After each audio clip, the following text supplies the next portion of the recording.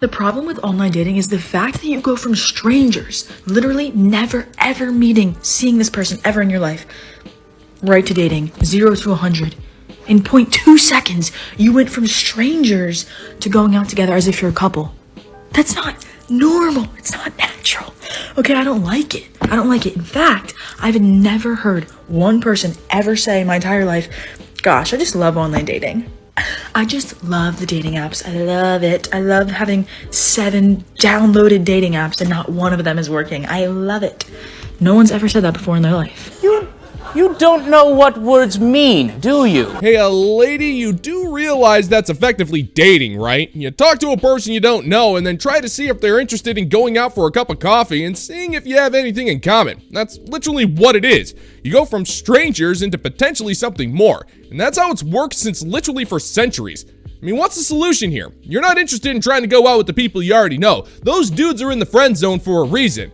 Now, believe it or not, there are plenty of modern women out there who brag about the dating apps and how much they love them. It's an endless source of attention and validation. They download the app, throw up a 6-year-old picture back when they had substantially less weight, just wait for the endless stream of messages from men that they ultimately ignore.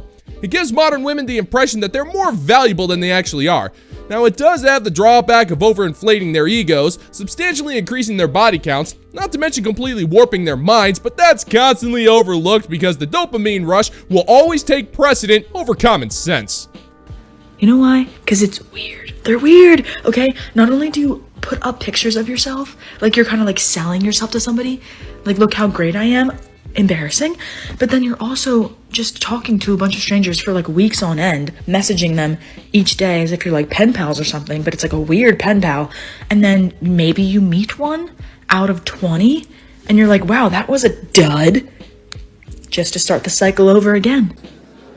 What? Woman, what you're describing is no weirder than what you do on social media. You post pictures of yourself, the food you eat, as well as videos pretending that you're a smart with the attempt of trying to get views, likes, comments, and subs. The dating app is just another venue to get that source of validation. And these people are complete strangers, but that doesn't stop you from interacting with them in the form of liking comments, not to mention reacting to the comments. It's literally the same thing, but somehow it's magically different in your eyes when it comes to the dating app. But at least on the dating apps, you have the mere chance of meeting someone face to face. Now, you'll just sabotage this anyway because the dating apps have given you the impression that you're entitled to better men for reasons that were only explained to you in your favorite romantic dramedy of choice. So those men are only really duds because you deem them as such, which is unsurprising to say the least. Dating apps have completely destroyed everything and have made you profoundly unattractive in the process, and yet somehow texting with a random dude is what's weird and strange. You clearly don't know what you're talking about, sister, but that's not going to stop you from going on the internet with complete strangers to frickin' talk about something you don't understand. Pathetic. I can't be the only person right now feeling like I don't have time for the wrong person. I don't want to love for fun. I don't want to pour my energy into something that's not pouring back into me. I want a love that's being reciprocated, a love that's worthwhile, worth a lifetime. And I don't want my love just to be poured anywhere. It's almost like you reach a level in your life where you don't want to surround yourself by people who are only meant to drain you. And you can't even blame them for draining you, because they need love too. You can only blame yourself for draining yourself into someone who was never meant to hold your love, to pour back into you. So I know I can't be the only one feeling like this. Don't get me wrong, I would love the idea of simple gratification and just getting that ego boost and feeling high as a kite, but it leaves me empty in the end. I know you feel that way too. I want the love that I give. Settling for anything less than that makes me a fool, and our love is sacred. Yeah, I could love again. Yeah, love will find me again. But I want it to be the right person, so that it can be the last time love binds me. Emotional damage! Well, I hate to break it to you, sister, but the only reason why you feel so quote-unquote drained is because you kept chasing after the men who were only interested in, how do I put this in a way that's algorithmically friendly? Draining their reproductive sauce into your barren baby factory. Close enough, I guess. You fooled yourself into thinking that these men were the types of men who will give you this unrealistic impression of love that you crave. But that kind of love is literally impossible. It requires enough serotonin and dopamine to drown a farm donkey, which must exist in order for your brain to feel that from the moment you meet this guy until the day you give up the mortal coil. But here's the problem. You think that romantic comedies and Disney movies are straight up documentaries. You're looking for an attractive man who's sensitive, well-built, good in bed, has lots of money, and is effectively the total package. You're expecting him to give up his bachelor lifestyle just to be with you, but there's no chance in hell he's going to do that. There's no point for him. You've already given him what he wanted, and he's not going to give you anything in return. He doesn't have to. And all that you have left is to sit in your car and endlessly complain about how you'll never find love, which is frankly completely your fault. Ew. Translation, I'm reaching the age of 30 and I'm completely and utterly alone. I've accumulated a body count that's so unfathomably high that it's left me broken to the point where all I can do is pity myself and pretend that I'm a deep intellectual soul when the only thing that's deep about me is where Chad has hollowed me out.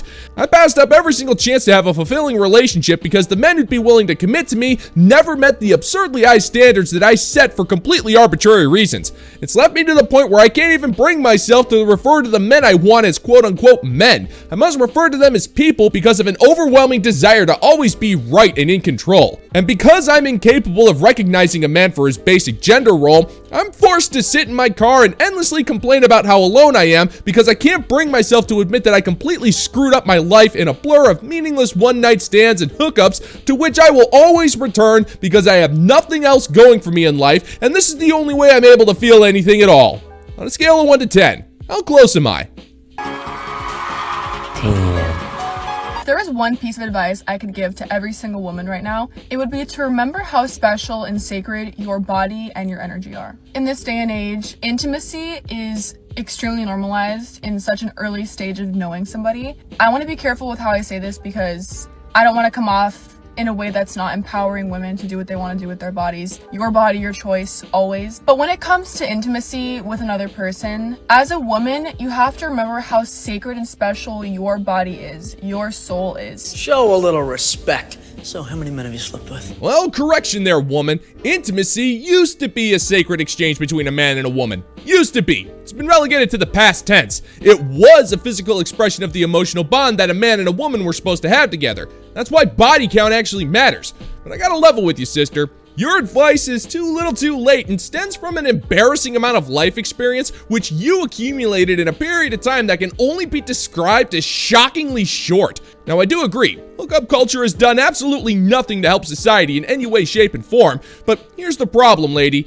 We've been telling you this for literally decades, and then you turned around and called us oppressive incels for saying as such. But now that you're aging out, you're still trying to play both sides of the fence. You're telling women to keep their legs closed while also telling them that they should fight the patriarchy the only way they know how. On their backs with their legs spread wide for Chad, Tyrone, Raphael, Marco, Chang, Wang, Takeda, and Slade. That way you can get the benefits of being a penniless avenue stroller while still getting to hate on the men who did nothing to you in any capacity.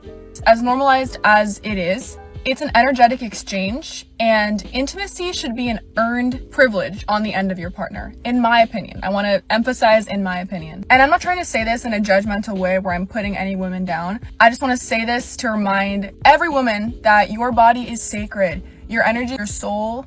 Not everyone deserves to have it right away. The guy you met at the bar last weekend and went on one date with doesn't deserve to see you and connect with you in those ways yet. The person who actually deserves to connect with you and experience you on that level and in that way should be somebody that's committed to you. Jane, you ignorant slut.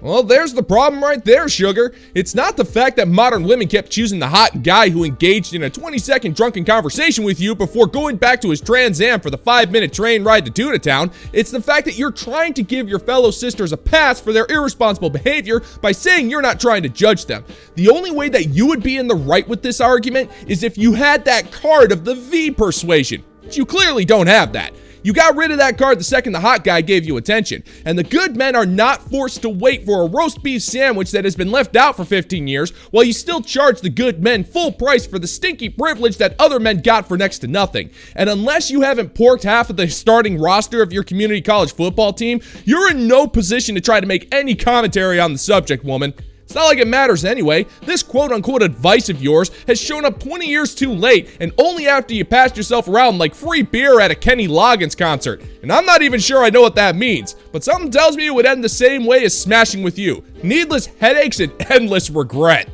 It should be somebody that has put in the work to get to know you as a person, what makes you smile, what makes you who you are. Not somebody that just came along and had to put in zero effort and got what they wanted. Because guess what? What happens after that? A lot of men disappear because they got what they wanted. I mean, from their perspective, I don't agree with this, but like, what else is there to work for? At the end of the day, it's your body. Do what you want to do. If you're comfortable doing that and that's what makes you happy, do it. By all means, live your life and do what makes you feel good. Just a reminder to be careful with your energy. Don't go extending that to everyone because not everyone deserves that from you.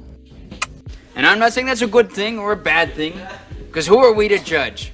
Right from wrong, moral, immoral, virgin, slut. Oh, I can't see I'm surprised there, sister. You're telling other women not to sleep with the first guy that gives them attention. Not because it damages your soul or completely ruins your ability to bond with other men, but because the longer you keep him out of the bedroom, the longer he's going to stick around. Oh, woman, that's known as weaponization of the bedroom, and self-respecting men don't like being treated that way. But to be fair, this so-called strategy that you're proposing isn't going to work anyway. The dudes that you want know this con all too well, and they're a little bit more patient than you give them credit for. They'll tell you whatever you want to hear and will be willing to wait 2 to 3 days if it means getting to smash, and then they'll just ditch you afterwards. We see it all the freaking time. Meanwhile, the dudes you ignored aren't interested in you because, well, you said it yourself. You're going to put them through a veritable obstacle course for weeks, if not months on end for some naked time that just ends up being unsatisfying, lifeless, and just totally not worth it. All of which could have been avoided if you just accepted that maybe, just maybe, porking every hot guy you saw back when you had value was probably not the best idea. But to be fair, this wisdom only counts when you're the one doling it out after if you lost your value and have nothing to offer anybody. All that I am saying is that I long for the days of the Virgin and the elegance of railway travel. Just want to take a moment to say thank you to the fine members of the Bounty Board over on Patreon for their continued support of my work. Gentlemen and gents, it is truly phenomenal how generous you are in supporting my work. I cannot thank you enough. All hail! And if you're interested in supporting the channel, check out the Bounty Board over on Patreon, where $5 a month gets you access to exclusive content you're not going to find on YouTube. I'll leave the link in the pinned comment down below for you. And of course, you can always support the channel by liking this video, sharing, leaving comments, and if you're enjoying my particular brand of comedy, then I hope I've earned your subscription today. If I'm not the woman of your dreams, the love of your life, and you don't look at me and think I can be your wife, then go away. Leave me alone. Just walk by, don't say hi, don't put on this show only to dim my glow. I don't want the not ready, take it steady, easygoing man who can't even make a simple plan. It's not for me. The I almost got you flowers doesn't reply to you for hours. I'll just meet you there and doesn't really care if you got home okay. The I want a future with you but I got a lot of things that I want to do first. Can take it or leave it and doesn't believe it when his friends tell him he's punching. I don't want it. Perchance some poetry before a fortnight. A poem to the broad who wishes to be a wife, yet uses poetry to whine about a crap life. A woman who damaged her body and mind by chasing men who have made her blind. You sit there and endlessly complain, and as to why it takes not an expert to explain. You blundered your youth in an attempt for a male model of the underwear, and for that man to not at all care. You offered him your body, for you have nothing else in your repertoire, and he gladly accepted to the antics of your boudoir. And it is marriage and love you demand, though such a future a man cannot stand. And with a swift kick he sent you to the gutter, a phrase that needs not be repeated as I do not stutter. You had your chances, multiple in fact, and yet despite your advantages you failed to act. And here you sit, alone and crying over a love you feel you deserve, but all you've achieved is poetry that gets on our nerves. And though my claim cannot be supported, your crappy words by your pen they were not sorted. For your broken brain is beyond with which to mend, so you turn to ChatGPT that is your only friend, and it is a shame to inform you that your particular AI has not your back. because it knows, as we all do, that you exchanged love for a few years of fun in the sack. I want the grab the door, pick you up at 4, can't wait to see you again, can't believe his luck and doesn't give a fuck about hookup culture. The thinks I'm fine but he's in love with my mind and can listen to me all day. The hold you tight, walk you home at night, says sorry after fights. He gets down on one knee because he can't possibly see a future without me. If I'm not the woman of your dreams, then go away. Okay, bye. Very well, madam, your wish is granted, for what you offer us is truly scanted. If being left alone is what you seek, then what gentlemen would we be to aid in the havoc with which you wreak? You act wounded, as if it were the world that has left you broken, but the truth lies in the garbage words which you have just spoken. The cause of your problems there is no need to guess, for it is your lack of value which has made this mess. It is a bit late for you to point to the men with which to blame, when you refuse to hide them to your naked shame. And this is a problem to which nothing can fix, for this bother was caused by taking in too many pricks. And there you sit, praying for pity. But we have none for a woman whose poetry is so shitty. So we accept your terms, they are more than feasible. To leave you to your life of solitude is a deal with which we find quite reasonable. So we shall go away, and never to you we will approach. For we find more interest in a perished cockroach. And this is a fate which is truly your own making, which is a fact that leaves your mind shaking. So allow me to take my leave, and leave you with your life of misery, and a lack of a cupid. For I will not waste any more of my time with a woman whose decisions are so blatantly stupid. Damn, the science is too tight. Bonnie Blue, the woman who recorded herself having copulations with 1,000 different men. If you don't know who that is, then congratulations. But I don't see how you couldn't know who that is at this point. But you didn't have to pay any of those men. Those men lined up willingly. Can you imagine a world where 1,000 women would do the same thing? Where a man could have 1,000 women line up to do the same thing? I don't care who the man is. There's no world where 1,000 women would line up. I don't care who the guy is, and would be down to have her getting it on with him recorded for free. It wouldn't happen. That's why I praise the Lord for prostitutes. Oh, Doris, that's where you're just wrong. Now, I'll give you credit, there probably wouldn't be 1,000 women waiting in line to have fun time with one dude on one occasion, but that's just because it's medically impossible for a man to do that unless he was on a questionable amount of bedroom performance-enhancing drugs. But what modern women do is significantly worse. You see, you actually do expect to be compensated for your naked time. This comes in the form of expensive dinners, vacations, and sometimes direct financial payments. And this is made all the worse when you take into consideration the caliber of men that you chase. You're not going after the illustrious members of the bottom 95% club. You condemn those men. You're chasing after the top tier men, and when that happens, you're dealing with one of the key principles of basic Chatonomics. There are few of him and too many of you, which ultimately means that you're going to have to share this man with other women. You virtually have no choice. You're not locking this man down, especially not with bedroom fun. At least with that whole Bonnie Blue debacle, the dudes were getting what they wanted and didn't have to pay for it, and they just had to pay their doctors for a massive round of broad-spectrum antibiotics, which I'm sure is something that modern women are no stranger to either. So you see,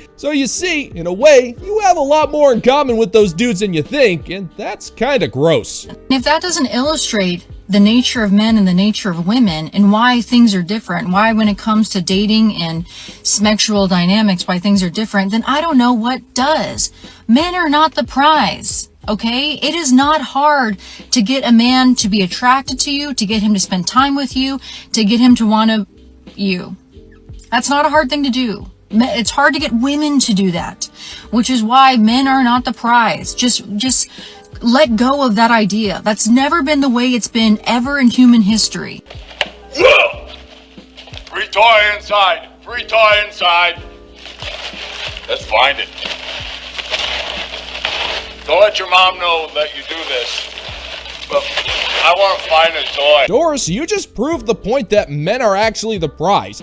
You're using the bedroom argument to say that just because you pork the dudes you want, that makes you valuable. Now, you said it yourself, Doris. It's easy to get a man in the bedroom, but what you're failing to admit is that it's difficult to keep the man after he's done in the bedroom. You control that access point, but it's the men who control the access to the relationship. And they're the ones who decide if you're worthy enough for them to stick around after the pants get back on. And thanks to your insufferable nature and your inability to admit that you're blatantly incorrect about practically anything, they're not going to take you seriously for anything long term. They're not going to treat you like a girlfriend, they're not going to wife you up, and they're most certainly not going to give you the happily ever after that you think you deserve. Porking does not make you the prize. The contents of Chad's refrigerator yields more prizes than you could ever offer him, but then again, he's got some really good leftover pizza and handcrafted ginger beer in that particular fridge. How in the hell do you intend to compete with that kind of a prize, Doris? I'll give you a hint, sweetheart. You simply can't. Men have had to dominate and use aggression and violence in order to get women to do the majority of things that we've done for them. Okay? If it weren't for those mechanisms of control, women wouldn't be fucking with men. The majority of the time. You have to earn women. If you're not coercing them or controlling them or forcing them to be with you, you have to earn them. That is the way nature works, and that's the way nature always intended it to be. Stop fighting nature and stop spewing garbage. Blah, blah, blah, blah, blah. Well, that's where you're just wrong, Doris. You want dominant men. You want the confident, masculine men who take control and straight up tell you what to do. That is how nature works. Now, you're trying to say that all men got what they wanted through force, but if that was the case, then how in the hell do you explain all of the marriages between men and women who are legitimately happy together? You can't force someone to be happy when you're relentlessly beating on them, Doris. That is not how it works. Now, believe it or not, women need men and men need women, and both have traits that the other finds desirable. But the problem is, in order for you to get a man, you need to be desirable. And if he doesn't desire you, then he's not going after you in any sense of the word. But that's only because he'd rather be peaceful on his own than deal with a spoiled brat who believes that her clogged up hot yogurt receptacle of overvalued rubbish is somehow the key to getting a man to fall in love with her. That's just not happening, Doris. There's nothing for that man to love. You have a terrible attitude, you're incapable of respect, and your average looks are only achievable thanks to a combination of makeup and over-reliance on filters and a hefty dose of cope. But I hate to break it to you, Doris, that is not nearly enough for you to lock down the prize.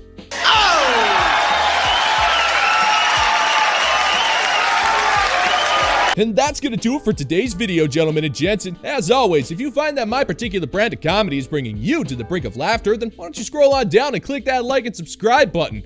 Ring the notification bell, leave a couple of comments, and make sure to share this video so we can give the good old-fashioned middle finger to the YouTube algorithm. Thank you so much for checking out the new video, gentlemen and gents, and until next time, peace out, homies.